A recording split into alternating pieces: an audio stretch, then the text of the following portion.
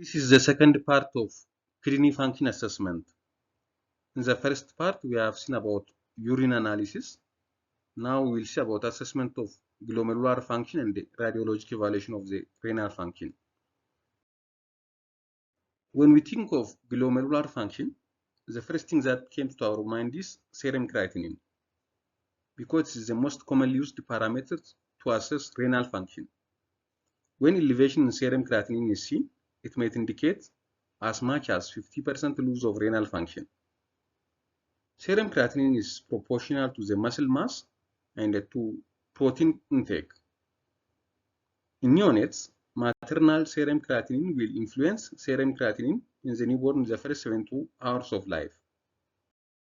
Nitrogen-containing cyclic anhydride of phosphocreatinine, an intracellular component of skeletal muscle, involved in the temporary storage and the transfer of high-energy phosphate myodes required for muscle contraction. This is synthesized in the liver, pancreas, and the kidney prior to transport to muscle tissue, where it is phosphorylated and utilized in cyclical manner. 1 to 2% per day of total muscle creatinine spontaneously converts into creatinine, giving rise to a stable production rate. The stable plasma concentration of creatinine is therefore a function of muscle mass relative to body surface area and glomerular filtration rate. Creatinine clearance tends to overestimate glomerular filtration rate because, although primarily filtered at the glomerulus, creatinine is also secreted into urine by tubular epithelial cells, and it is also reabsorbed to a certain extent. So this secretion at tubular level and reabsorption to a certain extent affects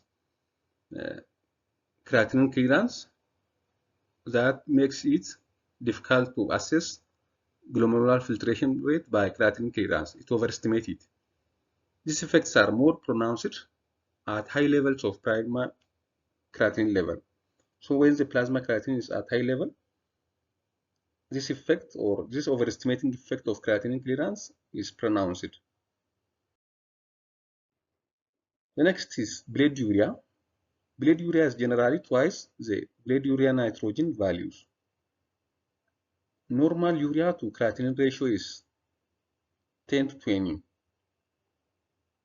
Disproportionate rise in blood urea compared to serum creatinine is seen in dehydration in the case of prerenal azotemia, because in this case the tubular function is normal and it is reabsorbed, upper GI bleed, and hypercatabolic states such as sepsis, burns, crash injury, and patients on steroid. Lower blood urea values are seen in starvation, low protein intake, and severe liver disease. This creatinine clearance is calculated as urinary concentration of creatinine times urinary volume divided by plasma concentration of creatinine. If a given substance is freely filtered and neither reabsorbed nor secreted, its clearance rate would accurately reflect true glomerular filtration rate. It should be inert and non-toxic, and it should not alter renal function. So inulin clearance is taken as gold standard for GFR because it fulfills those criteria. In patients with renal failure, creatinine clearance will overestimate GFR due to tubular secretion of creatinine. Creatinine clearance can be estimated using cimetidine or trimethoprim, which blocks tubular secretion of creatinine. Creatinine is freely filtered across the glomerulus and is neither reabsorbed nor metabolized by the kidney. However, 10 to 40% of urinary creatinine is derived from tubular secretion by the organic cation secretory pathway in the proximal tubule. If the effect of secretion is ignored, then all of the filtered creatinine will be excreted.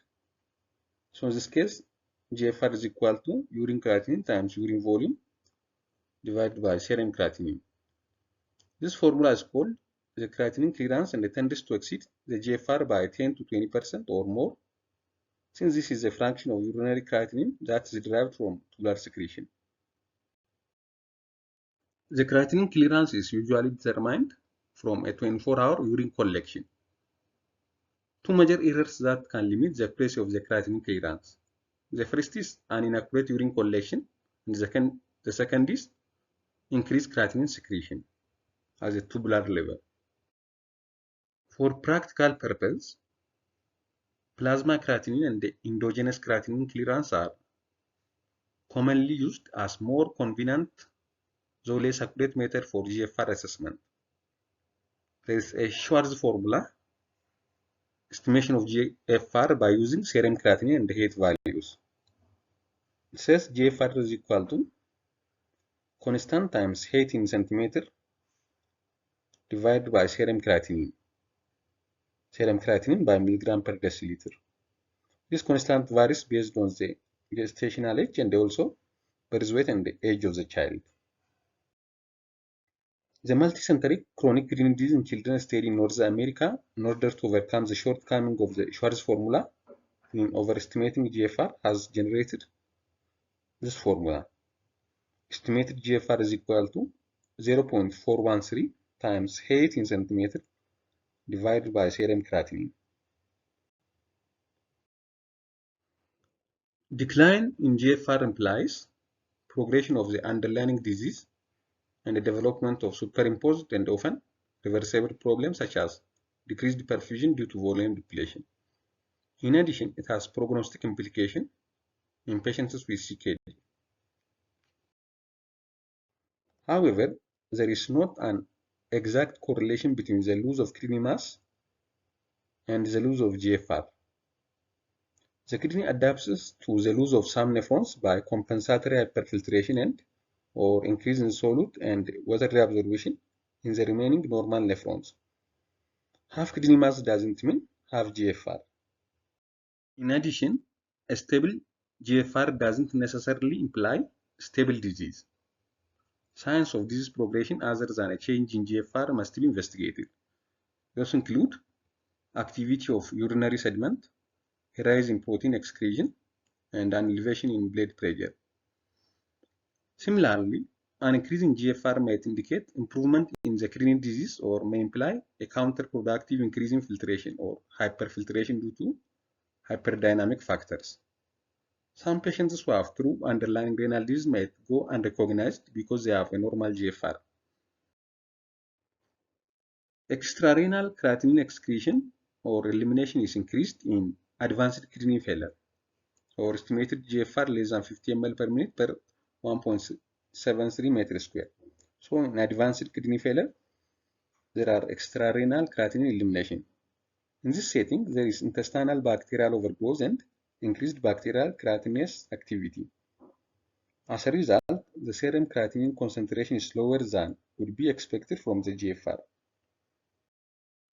Normal adult values of GFR is reached by 2 years of age. In neonates, the GFR is between 24 to 28.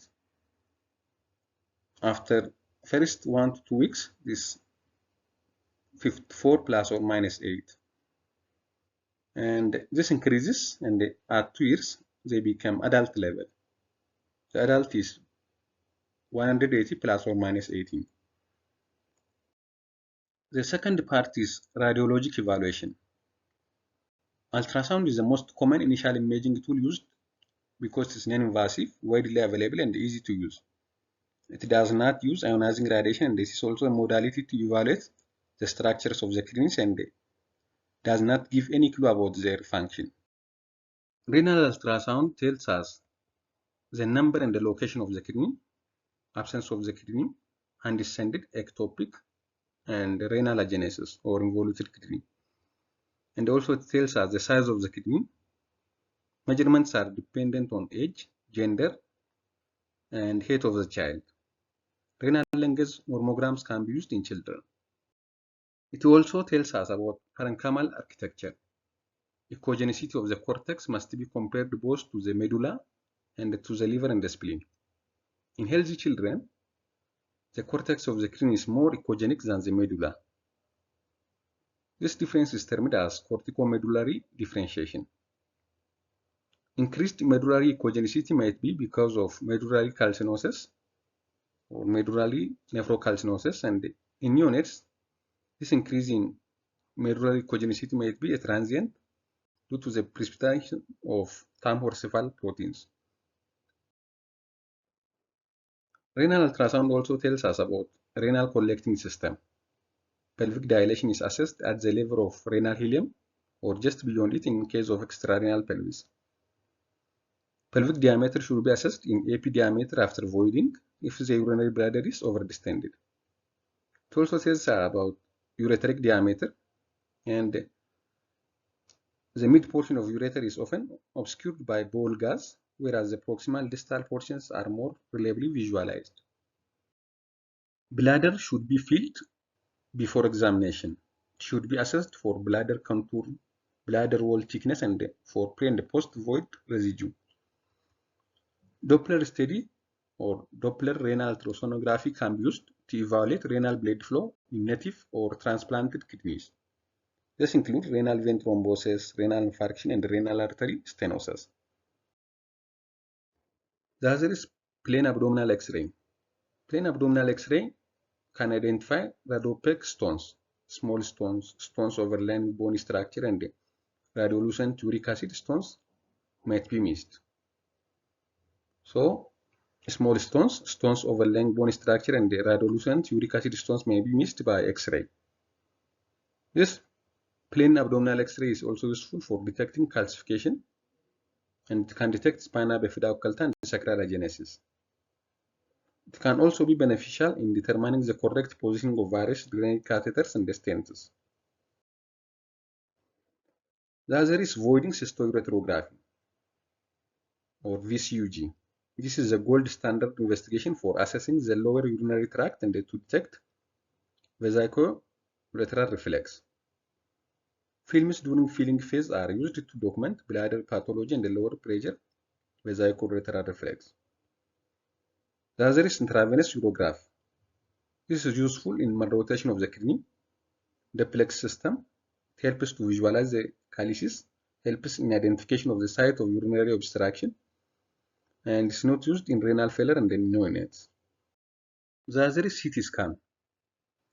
CT scan is used in catheterization of renal or perirenal masses and for renal tumor staging. It is also used to differentiate simple cysts from malignant changes, to delineate renal or perirenal collection or abscess. It is useful in defining the extent of renal tumor and trauma. CT angiography is used for evaluation of renovascular disease. But in other cases, non-contrast enhanced helical CT scanning is the gold standard for the radiologic diagnosis of renal stone, including for detection of radiolucent stones, which are missed on plain films of the abdomen. There are also other imaging that are rarely required. Those include MRI, arteriograph and venograph, and also scintigraph. The third one is histopathologic evaluation. Indication for kidney biopsy include, in the case of nephrotic syndrome, age less than 1 year, atypical features such as gross hematuria, hypertension, and abnormal renal function, or atypical features that makes minimal change disease less likely, steroid resistance, prior use of calcineurin inhibitors, and also for monitoring while on calcineurin inhibitor therapy, and also presence of associated systemic features.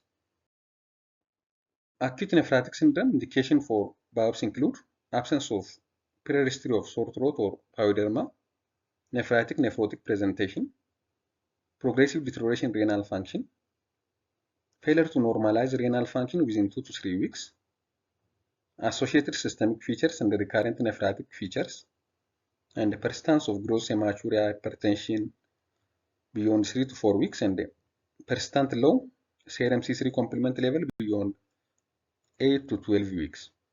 In addition, persistent hematuria and proteinuria beyond 3 months, recurrent disease, associated systemic features, positive family history of renal disease or hearing defect, and associated with low serum C3 level are an indication for biopsy. In the case of AKI, Indication for biopsy include unexplained acute renal failure with normal sized kidney in patients with suspicions of rapidly progressive glomerulonephritis or RPGN. In this case, histological diagnosis will guide therapy and prognostication. In the case of chronic kidney disease, CKD of undetermined etiology with normal sized kidneys are an indication for biopsy. After transplant, acute or chronic graft dysfunction, glomerulonephritis, recurrent or de novo, and suspected infections like CMV and parvovirus are indication for biopsy. This is all about renal function assessment, part 2, including glomerular function imaging and pathology. Thank you for watching and subscribing.